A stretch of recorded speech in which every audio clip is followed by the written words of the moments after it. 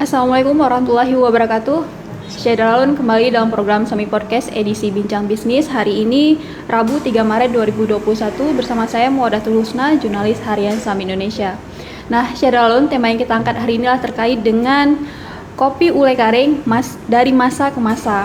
Dan untuk membahas terkait dengan hal ini sudah hadir bersama saya yaitu PJ Manajemen Kopi Ule Karing Indra Syaputra. Assalamualaikum Bang. Waalaikumsalam warahmatullahi wabarakatuh.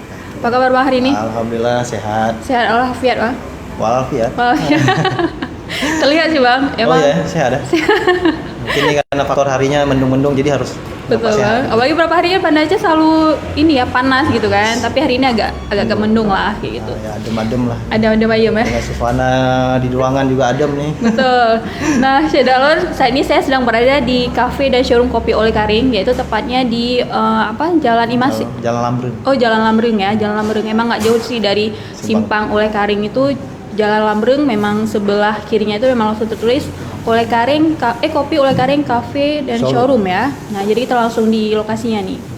Nah, jadi selama lebih kurang 30 menit ke depan, saya bersama dengan Mbak Indra akan membahas terkait dengan kopi Ule Karing. Dan tentunya saya yakin masyarakat Aceh, apalagi Banda Aceh dan Aceh Besar nggak asing lagi dengan kopi Ule Karing nih.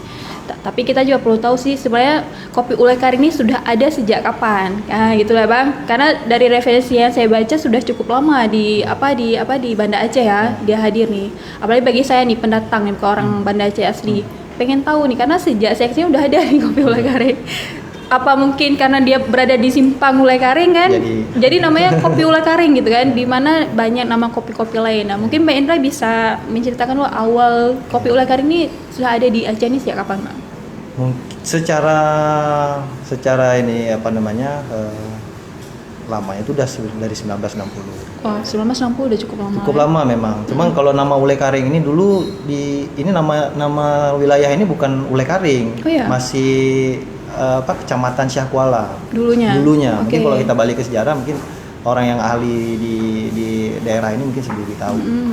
Nah, jadi dari 1960 itu memang usaha ini kan usaha turun menurun. Turun menurun sehingga sampai saat ini owner sendiri adalah termasuk penerusnya. Penerus. Mungkin dengan kegiatnya beliau selama ini beliau punya berpikiran untuk membuat satu produk. Awalnya ya warung kopi biasa. Tapi ada permintaan bisa beli per kilo atau per gram 1.000 2.000 dalam plastik. Mungkin orang tua kita bubuk kopi yang biasa yang diseduh di rumah ataupun di warung-warung. Sehingga beliau punya pemikiran kenapa nggak produk ini dikemas. Nah, pada saat dikemas pun beliau juga pelajari apa nih cocok nggak, diminati nggak, mungkin dari cara penyajian ke dalam satu produk taruh dalam gelas cocok nggak. Dulu ya namanya masih cari rasa yang pas lah ya.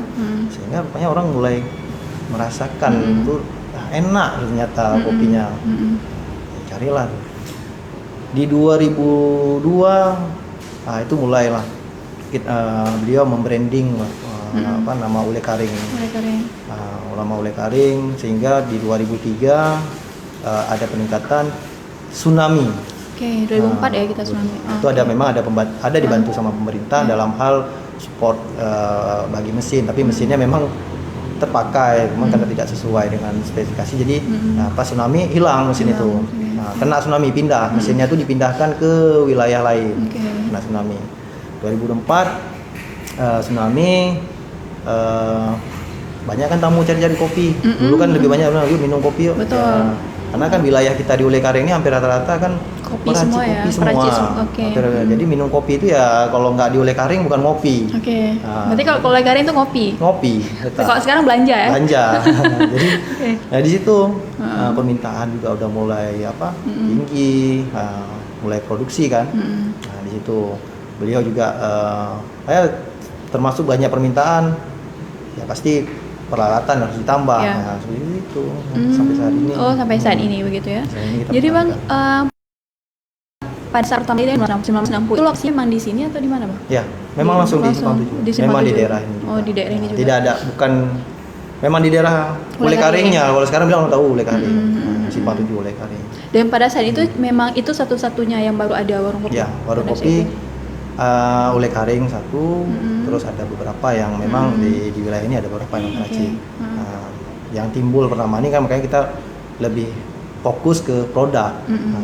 Produk lah, warung kopi sudah banyak lah. Sampai saat ini mungkin kita lebih tahu mungkin beberapa warung kopi yang sudah terkenal, termasuk ada beberapa lah kan. Jadi kita coba fokus di produknya. Kenapa produk? Produk ini mungkin lebih terjangkau ke seluruh Indonesia ataupun seluruh dunia atau mancanegara. Tapi kalau warung kopi mungkin beliau juga berpikir cuma ya di tempat saja gitu. Tempat di Banda Aceh saja gitu ya. Kalau orang ke Banda Aceh ngopi gitu. Jadi kita coba beliau itu coba berpikir ini bisa dikembangkan tapi dengan cara produk. Orang bawa oleh-oleh pasti kan bisa minum kopi di mana aja. Pingin kopi Oleh Karing, nggak harus di Oleh Karing, kadang di Jakarta, di Medan, terserah lah sekarang. Mungkin nama Oleh Karing sendiri sekarang ya banyak lah yang menggunakan nama Oleh Karing ya secara inilah ya mungkin ada satu kebanggaan dengan nama Oleh Karing, usaha mereka bisa lebih maju gitu. Ya alhamdulillah juga lah ya apabila kita bisa membantu mereka gitu ya kan secara marketingnya sih sebenarnya kita nggak perlu jauh-jauh menyiapkan marketing yang khusus, tapi dari omongan masyarakat karena dia minat, mungkin dari segi rasa dia cocok sehingga dia bangga dengan menggunakan nama Oleh Karing tadi ini. Ya alhamdulillah lah saat ini nama Oleh Karing masih diminati. Masih dipercaya. Dan masih nikmat di lidah masyarakat Aceh ya Bang, gitu ya. Nah, jadi kan tadi kan kita bilang kan Bang ini usaha keluarga ya, turun-temurun. Kalau sampai saat ini berarti udah generasi keberapa nih? Yang setahu saya generasi kedua nih. Generasi kedua, oke. Generasi kedua yang memang beliau yang mengolah, yang artinya yang mengendalikan. Iya. Sampai sekarang beliau masih ikut dalam mengendalikan produksi, masih ikut beliau. Kenapa? Untuk menjaga kualitas ini, beliau kan masih dalam tahap ini ada kurang ataupun ini harus beliau yang turun. Nah, untuk rasa masih beliau juga ya. Artinya berarti rasanya itu nggak berubah ya? Dari sejak awal 1960 sampai sekarang masih sama gitu. Kalau misalnya berubah ini bukan faktor berubah dari kata kutip misalnya berubah jauh dari yang ada. Memang semua faktor perubahan itu semua dari bahan baku. Karena bahan baku juga. Terus untuk samakan rasa ini beliau punya rahasia racik yang nggak bisa kita ketahui sehingga rasa itu bisa sama. Nah, kenapa bisa sama dia masa gitu ya? Padahal kalau kita bilang mungkin dari segi bahan baku bisa saja mungkin tumbuh biji kopi dalam setahun tuh misal 2 kali, belum tentu dalam satu pohon itu rasanya sama. Nah, bagaimana cara merasa sama itu mungkin beliau punya rahasia khusus dalam racik kopinya. Iya, jadi beliau sudah mendalami betul untuk masalah ini dan beliau juga melihat masyarakat itu ya suka ya kopi yang seperti ini sehingga mungkin ada kalau dibandingkan dengan kopi lain kenapa masih cocok sebenarnya mungkin rasa tadi yang masih bisa dipertahankan dan memang benar sih Bang kalau kita menjual produk ya apalagi makanan dan minuman itu kan dirasa ya yang nggak boleh berubah karena kalau memang nanti mungkin udah berubah pelanggan bisa lari ya. Itu udah pasti. Itu tantangan tantangan bagi kopi Oleh Karing ini bisa mempertahankan rasanya sampai sekarang gitu ya. Nah Bang ngomong soal produk nih dan juga bahan baku tadi. Nih bahan baku kopi kita datang dari mana aja nih Bang? Kalau bahan baku ada yang dari Gayo atau Cina, ada yang hampir seluruh Aceh lah. Ada Lamno, ada Tangsi, dan ada beberapa kopi-kopi yang kita masukkan dari luar. Untuk apa? Di situ mungkin perpaduan antara kopi yang kita dipadukan kalau bahasa orang bilang kopi Nusantara dipadukan sehingga menjadi satu produk yang berkualitas dengan rasa yang bisa sama ataupun dinikmati. Memang kalau misalnya untuk dikhususkan kita enggak. Berarti artinya dari 23 kabupaten kota itu penghasil daerah Pancokopi tetap kita ambil kopinya. Dengan begitu kita bisa bantu petani kopi juga ya Bang ya? Tentunya ya. Alhamdulillahnya memang kita ada pengumpul khusus yang menawarkan itu. Beliau juga sendiri yang memeriksa kualitas kopi tadi itu layak diterima atau tidak. Jadi kita sudah ada prosedur penerimaan biji kopinya juga sesuai dengan kebutuhan kita. Jadi itulah untuk menjaga kualitas tadi. Kualitas tadi itu penting ya untuk menjaga kualitas biji kopi juga harus dilihat. Nggak asal terima aja dari petani kopi. Oke, nah Chef Daul sebenarnya kebetulan saya juga hari ini disuguhkan kopi, yes. Yang disuguhkan ini apa namanya Sanggar Klasik bang Ini ya? kita klasik. Ini Sanggar Klasik yang saya minum. Kalau yang punya mineral? Ini saya lebih ke espresso. Espresso. Nah, mungkin lagi tren kan espresso nih di Betul, kafe-kafe. betul. Nah, kalau kita mau minum espresso harus ke kafe. Tapi kalau minum Sanggar Klasik bisa kemana aja, Oke, kan gitu. gitu. Tinggal beli produk Tapi aja. ini apa spesial nih pasti Sanggar ini Sanggar Kalau Sanggar Klasik lebih spesial lagi. Oh gitu. Ini yang kelasnya premium. Oke baik dan Mungkin ini mau dicoba? boleh pasti. Ya kita coba dulu. Coba. Jadi ini tadi emang langsung terasa manisnya bang. Jadi tadi waktu disuguhkan ini langsung Mbak Ina bilang ini nggak usah terlalu lagi gula. Nah karena sudah manis dan memang rasanya emang langsung manis dan memang nggak perlu lagi penambahan gula apapun. Udah pas gitu manisnya dan juga tidak enek. Terkadang kalau misalnya kelebihan gula kan bisa enek ya bang ya, bisa enek. Dan ini cukup enak dan gurih gitu. Kayak makanan gitu gurih ya. Creamy gitu bener loh. Kayak creamy gitu. Jadi memang Jadi memang kita pengembangannya tidak hanya di kopi hitam, tapi kita juga main di kopi 3-in-1. Oke. Nah, kita ada produk-produk memang banyak ke perkembangan nanti ke depan ini produk yang lain. Nah, termasuk ya 3-in-1. Terus kita sekarang ada mocha. Mocha juga ada. Mocha. Untuk diet namanya kopi green. Ada juga. Ada kopi Oke. green.